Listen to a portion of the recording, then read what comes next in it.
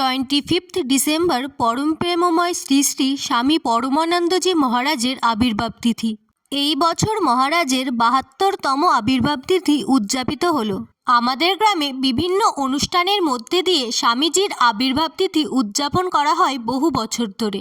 এই যেমন সকালবেলায় গীতাপাঠ এবং হরিনাম সংকীর্তনের মধ্যে দিয়ে অনুষ্ঠানের শুভ সূচনা করা হয়।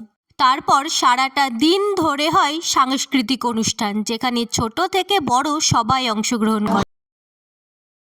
সন্ধেবেলায় অনুষ্ঠিত হয় বাউল গান। এখন স্টেজে গান করছেন লক্ষ্মীকান্ত মহাশয় স্যার। ওনার কাছে আমিও একসময় গান শিখেছি। নাচ গান তো হয়ই, তাছাড়া স্বামীজির সকল ভক্তবৃন্দের জন্য অন্নপ্রসাদের ব্যবস্থাও করা হয়।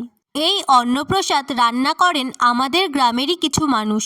এখন স্টেজে কে গান করছেন বলো তো? হ্যাঁ, ঠিকই ধরেছ, ইনি হলেন মনসুর ফকির। আর পাশে করতাল বাজাচ্ছেন, ওটা হচ্ছে আমার ছোটকা, যার উতযোগেই আমাদের এই অনুষ্ঠান এত সুন্দরভাবে অনুষ্ঠিত হয়।